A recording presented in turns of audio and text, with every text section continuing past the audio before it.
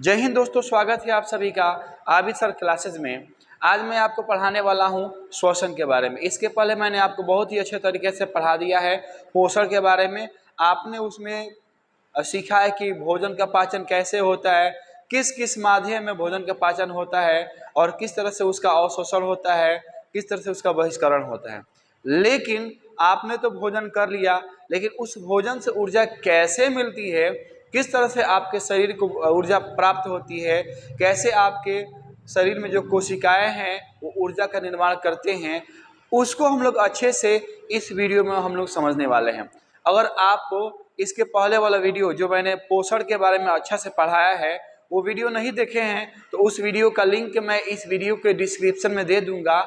आप जाकर के उस वीडियो को अच्छे से देख सकते हैं। तो आइए हम लोग अपना टॉपिक शुरू करते हैं। सबसे पहले यहाँ पे दिया हुआ है श्वसन के बारे में कि श्वसन क्या होता है। तो श्वसन सांस लेने और छोड़ने की प्रक्रिया को श्वसन कहते हैं। ऐसे आप साधारण भाषा में इसको परिभाषित कर सकते हैं कि सांस लेने और छोड़ने की प्रक्रिया को श्वसन कहते हैं। लेकिन अगर आप इसको थोड़ा सा बढ़ा चढ़ा के बोलना चाहे तो आप कह सकते हैं कि श्वसन एक जटिल रासायनिक प्रक्रिया है जिसके फलस्वरूप पदार्थों का चरणबद्ध ऑक्सीकरण होता है और उससे हमें ऊर्जा प्राप्त होती है। अगर हम बात करते हैं श्वसन की तो इस दुनिया में जितने भी जीव हैं सभी जीव श्वसन क्रिया करते हैं, चाहे छोटे से छोटे जीव हो या बड़े से बड़े जीव हो, कीड़े मकोड़े हो, ये सभी जीव श्वसन क्रिया करते हैं। अभी जो श्वसन क्रिया होती है अलग अलग जीवों में अलग अलग होती है। जैसे कि अगर हम बात करते हैं मनुष्यों की तो जो मनुष्य होते हैं वो श्वसन क्रिया फेफड़े से करते हैं, नाक नहीं। आप कहोगे नाक से श्वसन क्रिया करते हैं, नहीं, बिल्कुल गलत है। नाक से श्वसन क्रिया नहीं करते हैं। नाक एक रास्ता है, एक मार्ग है और उस मार्ग से हवा अंदर जाती है और बाहर आती है। तो नाक से श्वसन क्रिया नहीं होती है, फेफड़े से श्वसन क्रिया होती है। अगर हम बात करते हैं जो नदियों में रहने वाले जीव हैं जैसे कि मछली हो गई, मेढक हो गए, है ना, इनमें जो श्वसन क्रिया होती है वो गिल्स के द्वारा होती है। जब मछलियाँ होती है ना, मछली, तो मछलियों में जो श्वसन क्रिया होती है वो गिल्स के द्वारा होती है। और जब मेढक छोटे छोटे होते हैं तो उनमें भी श्वसन क्रिया गिल्स से ही होता है। मेढक फेफड़े से भी श्वसन क्रिया करता है। जब वो जमीन पर रहता है तो वो फेफड़े से श्वसन क्रिया कर लेता है। वह स्किन से भी श्वसन क्रिया करता है, क्योंकि जब देखिएगा मेढक दब जाता है जमीन के अंदर या किसी चीज़ से दब जाता है तो काफ़ी लंबे समय तक उसमें रहता है। उस समय एक ही बार बहुत ही अधिक मात्रा में ऑक्सीजन को अवशोषित कर लेता है और स्किन से श्वसन क्रिया धीरे धीरे करते रहता है। आप केचुए को देखिएगा तो केचुआ जो होता है ना वो भी स्किन से श्वसन क्रिया करता है, यानी चमड़ा से श्वसन क्रिया करता है। आप देखते हैं जितने कीड़े मकोड़े हो, जैसे तिलचट्टा हो गया, बिच्छू हो गए, है ना, मच्छर हो गया, ये सभी ट्रैकिया से श्वसन क्रिया करते हैं। ट्रैकिया यानी ट्रैकिया जो होता है ना या नीचे होता है। आप देख सकते हो तिलचट्टा को, जब तिलचट्टा श्वसन क्रिया करता है तो वो ट्रैकिया से करता है। तिलचट्टा का आप गर्दन काट दीजिएगा तो काफ़ी लंबे समय तक तिलचट्टा जीवित रह जाएगा। लेकिन जब उसे भूख लगेगी तो उसकी मृत्यु हो जाएगी, क्योंकि वो मुंह से भोजन करेगा और मुंह उसका रहता ही नहीं, इसलिए वो तिलचट्टा मर जाता है। आप बिच्छू को देख सकते हैं तो बिच्छू भी जो होते हैं ना वो भी ट्रैकिया से श्वसन क्रिया करते हैं। मैं आपको अच्छे से समझा रहा हूँ, जैसे आप ध्यान से देखिएगा कि जब ये श्वसन क्रिया होती है तो श्वसन क्रिया के दौरान जो ग्लूकोज होते हैं वो ग्लूकोज टूटते हैं। जैसे यहाँ पे ग्लूकोज हो गया, यहाँ पे मैं आपको बता देना चाहता हूँ ग्लूकोज आपको C6H12O6 ये ब्रेक होता है, और ब्रेक होता है तो कार्बन के 6 अणु बनता है और जल के भी 6 अणु बनता है। साथ ही साथ इसमें से ऊर्जा बाहर निकलती है। क्या बाहर निकलती है? ऊर्जा। और ये 2830 kg यानी किलो जूल ऊर्जा बाहर निकलती है, यानी श्वसन क्रिया होती है। तो जब श्वसन क्रिया होती है तो ग्लूकोज ब्रेक होता है। ग्लूकोज ब्रेक होता है तो उसमें कार्बन डाइऑक्साइड बाहर निकलता है, जल बाहर निकलता है, साथ ही साथ ऊर्जा की प्राप्ति होती है। अब हम बात करते हैं श्वसन के। श्वसन दो तरह के होते हैं, एक होता है अनाक्षी श्वसन और दूसरा होता है आक्षी श्वसन। अनाक्षी श्वसन को अंग्रेजी में कहा जाता है एनारोबिक रेस्पिरेशन और इसको बोलते हैं एरोबिक रेस्पिरेशन। अभी अनाक्षी श्वसन क्या होता है? अनाक्षी श्वसन वह श्वसन होता है जो ऑक्सीजन की अनुपस्थिति में होता है। आप जान के चकित होंगे कि ऐसा श्वसन क्रिया भी होती है जो ऑक्सीजन की अनुपस्थिति में होती है। तो जी हाँ, अनाक्षिक श्वसन जो होती है वो ऑक्सीजन की अनुपस्थिति में होती है। और इसमें भी क्या होता है, ये ग्लूकोज ब्रेक होते हैं, और ग्लूकोज ब्रेक होता है तो पायरुवेट में टूटता है। पायरुवेट में टूटने के बाद से एथाइल अल्कोहल में टूटता है। जैसे कि मैं आपको यहाँ पर बता देता हूँ, जैसे कि ग्लूकोज हो गया, आप देख सकते हैं यहाँ पर ये C6H12O6 जब ये टूटता है, जब ये ब्रेक होता है ना, तो ब्रेक होता है तो पायरुवेट बनता है। क्या बनता है? हाँ, पायरुवेट बनता है। ठीक है, वो होता है आपको C2C3 और उसके बाद से आपका होता है H4O3, इसको हम लोग बोलते हैं पायरुवेट। और ये आगे चल करके एथाइल अल्कोहल में टूट जाता है। किस में टूटता है? एथाइल अल्कोहल में। यानी आपका यहाँ पे हो जाता है 2C3 हो जाता है। उसके बाद H5OH और साथ ही साथ इसमें से ऊर्जा भी बाहर निकलती है। क्या निकलती है? ऊर्जा बाहर निकलती है।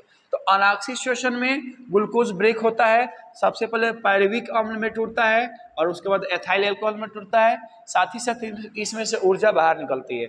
और इसमें जो ऊर्जा होती है ना, वो सिर्फ होती है 28 किलो जूल। कितना जूल होता है? 28 किलो जूल ही इसमें से ऊर्जा बाहर निकलता है। कभी कभी होता है कि आप देखते हैं कि जब आप बहुत ज़्यादा दौड़ते हैं तो दौड़ने के बाद से आपके शरीर में जब ऑक्सीजन की कमी होती है, आपके कोशिकाओं में ऑक्सीजन की कमी होती है, तो ऑक्सीजन की कमी होने की वजह से कोशिकाओं में बनता है लैक्टिक अम्ल। क्या बनता है? लैक्टिक अम्ल बनता है। जब लैक्टिक अम्ल बनता है तो वो तुरंत हमारे ब्लड से अभिक्रिया करता है और मांसपेशियों में दर्द होना शुरू हो जाता है। लैक्टिक अम्ल बनने की वजह से क्या होता है? मांसपेशियों में दर्द शुरू हो जाता है। आप देखिए ना, कभी दौड़ते हैं और दौड़ने के बाद से थोड़ा सा रेस्ट करते हैं तो क्या होता है? पेशियों में दर्द होना शुरू हो जाता है। अब आपके मन में ये प्रश्न आ रहा होगा कि आखिर ये जो अनाक्षिक श्वसन है वो किन किन जीवों में होता है। तो ये जो अनाक्षिक श्वसन होता है, आप कवक में जान सकते हैं। अनाक्षिक श्वसन कवक में होता है, गुद्देदार फलों में होता है, जीवाणुओं में होता है। ठीक है, अब इसके बाद से आता है आक्षिक श्वसन। कौन श्वसन आता है? आक्षिक श्वसन। तो ये जो आक्षिक श्वसन होता है यह कैसे होता है, मैं आपको अच्छे से समझा दे रहा हूँ। जो आक्षिक श्वसन होता है, ऑक्सीजन की आक्षिक श्वसन ऑक्सीजन की उपस्थिति में होता है। ऑक्सीजन प्राप्त होती है, उसके दौरान क्या होता है? ये श्वसन क्रिया हो जाती है, जिसके दौरान क्या होता है? ये जो ग्लूकोज होता है कार्बन डाइऑक्साइड और जल में ब्रेक हो जाता है। किस में टूटता है? कार्बन डाइऑक्साइड और ये जल में ब्रेक हो जाता है। उम्मीद करते हैं कि आपको ये बातें समझ में आ रही होगी। अगर आपको ये मेरी बातें समझ में आ रही है तो आप इस वीडियो को लाइक करें, शेयर करें और साथ ही साथ कमेंट करें। अब हम लोग समझेंगे मानव में श्वसन। क्या समझेंगे? मानव में श्वसन। मानव में श्वसन कैसे होता है, किस तरह से होता है। लेकिन इससे पहले मैं आपको बता देता हूँ, ये जो ऑक्सीजन का हमारे ब्लड में मिलना होता है वो कैसे होता है? विसरण के द्वारा होता है। विसरण के माध्यम से ये जो ऑक्सीजन होते हैं हमारे ब्लड में मिल जाते हैं और हमारे पूरे शरीर में इसका प्रवाह हो जाता है। हमारे शरीर के हर एक कोशिकाओं तक ये ऑक्सीजन पहुंच जाता है। अब समझते हैं मानव में श्वसन। मानव में श्वसन कैसे होता है? तो जो मानव में श्वसन होता है, मानव में श्वसन के लिए बहुत सारे श्वसन तंत्र इसमें कार्य करते हैं। बहुत सारे श्वसन तंत्र कार्य करते हैं, सिर्फ एक ही श्वसन तंत्र से नहीं होता। मानव में श्वसन जो होता है बहुत सारे श्वसन तंत्रों की मदद से होता है। जैसे कि यहाँ पे देख सकते हैं कि नसा गुहा है, नेसोफेरिक्स है, लैरिंक्स है, ट्रैकिया है, ब्रोंक्स है, फेफड़ा है, डायफ्राम है। इसके बारे में हम लोग काफ़ी अच्छे से बारी बारी से समझेंगे। तो सबसे पहले आपसे मेरा प्रश्न है कि जो मानव श्वसन क्रिया करता है वो किससे करता है? तो फेफड़ा से करता है। नाक से नहीं करता है, फेफड़ा से करता है। सबसे पहला जो चीज है वो है नसा गुहा। ये क्या होता है? नसा गुहा होता है। तो ये जो नाक होता है, नाक के अंदर क्या होता है? थोड़ा सा चौड़ा भाग होता है, उसी चौड़े भाग को नसा गुहा कहा जाता है। नसा गुहा में पाया जाता है श्लेष्मा ग्रंथि, और वो श्लेष्मा ग्रंथि बहुत सारे श्लेष्मा रसों को स्राव करती है, जिसकी वजह से वो नसा गुहा की जो भित्ति होती है वो चिपचिपा होती है। और जब आप श्वसन क्रिया करते हैं तो नाक में जो बाल होता है वो बाल पहले हवा को छान देता है, उसके बाद से जो बचता है वो चला जाता है अंदर नसा गुहा में, और जो धूल कण होते हैं वो श्लेष्मा में चिपक जाते हैं। क्या होते हैं? श्लेष्मा में चिपक जाते हैं। उसके बाद से जो हवा होता है वो चला जाता है नैसोफेरिक्स में जाता है। कहाँ जाता है? नैसोफेरिक्स में जाता है। ठीक है, ये जो नैसोफेरिक्स होता है तो नसा गुहा के अंदर जो घुमावदार रास्ता होता है ना, जो घुमावदार रास्ता, उसी घुमावदार रास्ते को बोला जाता है नैसोफेरिक्स। और जहां पर यह खुलता है उसको हम लोग बोलते हैं श्वास नली। क्या कहते हैं? श्वास नली। और उसी श्वास नली के पास पाया जाता है एपिग्लॉटिक्स वाल्व। क्या पाया जाता है? एपिग्लॉटिक्स वाल्व। याद रखिएगा, एपिग्लॉटिक्स ग्लॉटिक्स वाल्व पाया जाता है।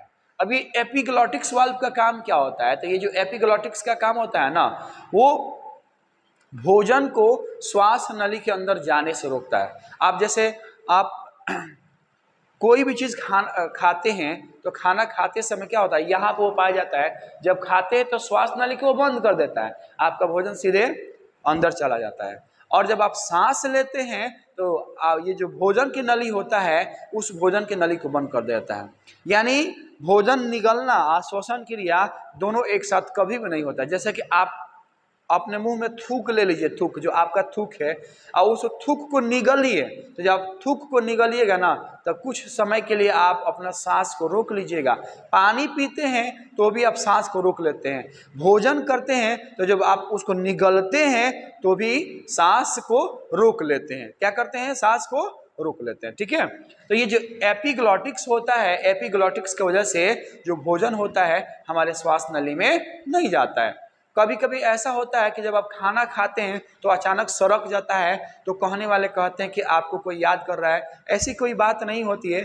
भोजन का कुछ टुकड़ा श्वास नली में चला जाता है जिसकी वजह से भोजन सड़क जाता है। उसके बाद से आता है लैरिंग्स। क्या आता है? लैरिंग्स आता है। ये जो लैरिंग्स होता है, ये जो कंठ होता है, कंठ, और कंठ के ऊपर और नैसोफेरिक्स के नीचे जो सीधा मार्ग होता है ना, उसी को कहते हैं लैरिंग्स। क्या कहते हैं? लैरिंग्स कहते हैं। यहाँ जो हवा होता है डायरेक्ट जाता है। उसके बाद आता है ट्रैकिया, या हम लोग इसको बोलते हैं कंठ। क्या कहते हैं? कंठ कहते हैं। यहाँ पर आप देख सकते हो, ये जो होता है ना, ये वाला कंठ होता है, और यहीं पे होता है वॉइस बॉक्स। क्या होता है? वॉइस बॉक्स, यानी आवाज निकलने वाला बॉक्स होता है। जब भी आप बोलते हैं तो देखना कि यहाँ पे कंपन करता है। क्या करता है? यहाँ पे कंपन करता है, और कंपन करने के बाद से आवाजें बाहर निकलती है। अब जब ट्रैकिया से आगे हवा जाता है तो वो चला जाता है, देखो जैसे ट्रैकिया हो गया, और ये ट्रैकिया जो होता है ना आगे उल्टा वाई के आकार का हो जाता है। कैसा होता है? उल्टा वाई के आकार का हो जाता है। इसी को हम लोग बोलते हैं ब्रोंकस। क्या कहते हैं? ब्रोंकस कहते हैं। और इसी में ऐसे पतले पतले शाखाएं ऐसे निकल जाती है। क्या होती है? पतली पतली शाखाएं निकल जाती है। इन्हीं शाखाओं को बोलते हैं ब्रोंकियोलिस। क्या कहते हैं? ब्रोंकियोलिस कहते हैं। क्या कहते हैं बाबू? ब्रोंकियोलिस। और इसी में आपको बैलून लाइक स्ट्रक्चर इसमें पाया जाता है। क्या पाया जाता है? बैलून लाइक स्ट्रक्चर बहुत ज्यादा पाया जाता है, जिसको कहा जाता है एल्वियोली। क्या कहा जाता है? एल्वियोली। जब आप सांस लेते हैं तो हवा जो होता है ना, इसी एल्वियोली में, अगर इसको आप ऐसे घेर दीजिएगा, ऐसे घेर दीजिए, इधर से घेर दीजिए, तो ये आपका बन जाता है फेफड़ा। क्या बन जाता है? फेफड़ा बन जाता है। क्या बन जाता है बाबू? ये आपका ये फेफड़ा बन जाता है। और इसके अंदर क्या होता है? एल्वियोली। क्या होता है? देखो, सबसे पहले ब्रोंकस, ब्रोंकस के बाद ब्रोंकियोलिस होता है। ब्रोंकस जो होता है वो उल्टा वाई के आकार का होता है, और आगे ये दो भागों में, बहुत सारे छोटे छोटे भागों में टूटता है, जिसको हम लोग बोलते हैं ब्रोंकियोलिस। क्या कहते हैं? ब्रोंकियोलिस कहते हैं। और ब्रोंकियोलिस में बैलून लाइक स्ट्रक्चर, जैसे बैलून होता है ना वैसे ही स्ट्रक्चर होता है, जिसको हम लोग बोलते हैं एल्वियोली। जब आप श्वसन क्रिया करते हैं तो जो हवा होता है ना, इसी एल्वियोली में आके स्टोर होता है। क्या होता है? इसी एल्वियोली में स्टोर होता है। और जब इसमें हवा भरता है तो आपका लंग्स फूल जाता है। क्या होता है? लंग्स फूल जाता है। ठीक है, और लंग्स फूलता है, इसके ऊपर क्या होते हैं? पतली पतले नसों के जाल होते हैं। क्या होते हैं? पतले पतले नसों के जाल होते हैं। वो नसों के जाल डायरेक्ट हमारे ब्लड से जुड़े हुए रहते हैं। अब इसमें जो हवा आता है वो प्योर ऑक्सीजन होता है, प्योर ऑक्सीजन होता है, शुद्ध ऑक्सीजन होता है, वही ऑक्सीजन हमारे ब्लड में मिलता है और हमारे ब्लड, जो हमारा ब्लड होता है, हमारे पूरे शरीर में चला जाता है। हमारे पूरे शरीर में जहाँ भी कोशिकाएं होती है उन कोशिकाओं तक पहुँचा देता है। क्या करता है? उन कोशिकाओं तक पहुँचा देता है। और जब वहाँ पे ऑक्सीजन जाता है तो ऑक्सीजन कोशिकाओं को मिल जाती है, फिर वहाँ से कोशिकाओं से वो कार्बन डाइऑक्साइड लाता है और कार्बन डाइऑक्साइड से वो आ जाता है हमारे एल्वियली में, एल्वियली से आते हैं ब्रोंकियोलिस में, ब्रोंकियोलिस से आते हैं ब्रोंकस में, अब ब्रोंकस से चले जाते हैं कहाँ पे?